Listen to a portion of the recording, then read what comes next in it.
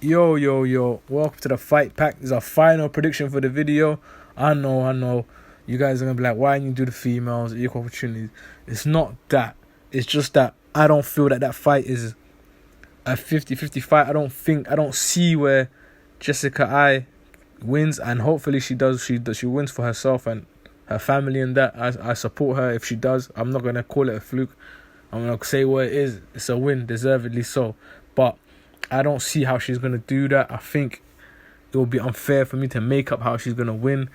I think Shevchenko wins every department in that fight. So I'm just gonna go straight on to the main event.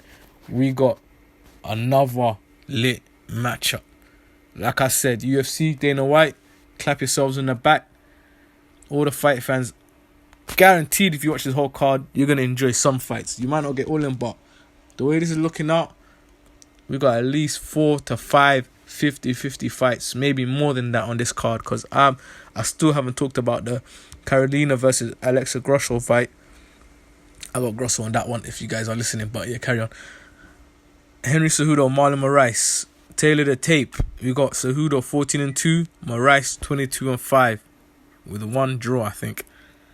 The age, similar in age, 32 for Cejudo, and Moraes is 31. The height advantage goes to Moraes 5 centimeters, and you would expect this as he was fighting in the division above, and a 1 inch reach advantage. This fight, on paper, people can't decide who's going to win. People are slightly favouring Moraes, and I understand why, because he is the bigger man and he's been on a tear. In this fight, his last fight, Cejudo, absolutely blitzed, destroyed, toasted TJ Dillashaw, Mr. EPO, inject him stories up your butt. But, you know, he beat him up. Beat him all the way up. Had him on dancing all over the thing, all over the gaff, and finished him in brutal fashion. And congrats to him.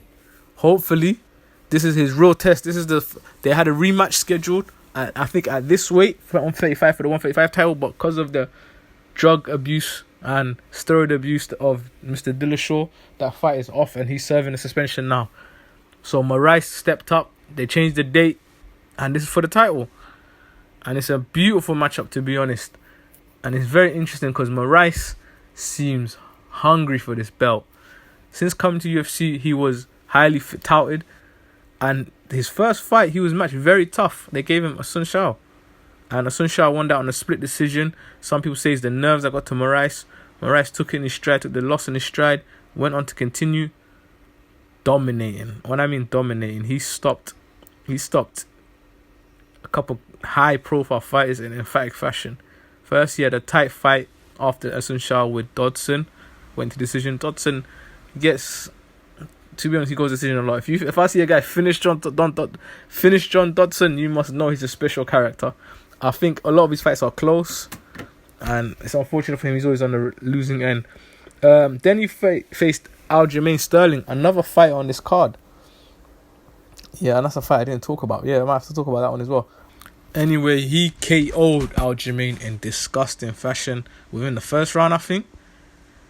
He gave him a head kick, but Aljamain at the same time went for a takedown, and he ended up getting clipped with the knee. Like, it was a head kick, but the knee part, like, you know, before he extends the leg, the knee hit him right on the temple. Aljamain was going for a takedown, and he just carried on going down, ending up dabbing. Dabbed.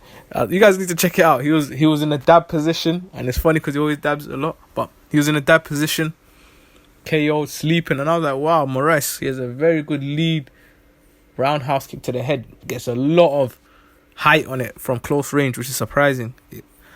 Then he faced Jimmy Rivera, who was on a streak. I don't think he lost for 20 fights or something like that, and he got taken out in the first round. Exact same kick, but this one landed how it was supposed to land. Shin to the ear, shin to the side of the head, just popped very fast, lead leg again, like very explosive. Moraes hit him got Jimmy hurt, took him out. He went back to rematch his first loss in the UFC against Sun Shao, and what a job he did. He did it in dramatic fashion. Sun Shao, I don't think has ever been stopped, and he was the first guy to stop him. He choked him out with submission and avenged his loss and showed that he is the better fighter of the two. Now, Cejudo ain't no slouch.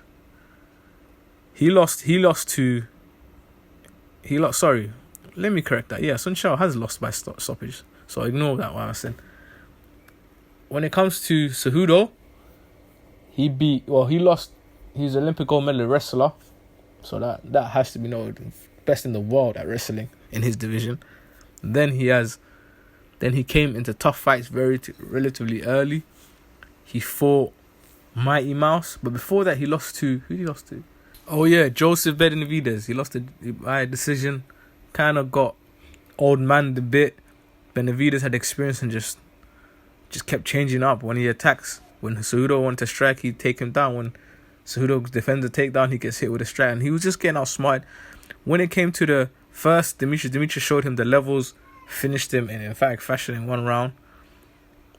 And he's been on a tear. He's changed his style up. He's become more of a striker, karate-based striker, and he just relies on his wrestling when he has to. He doesn't look to wrestle and grapple as much as before.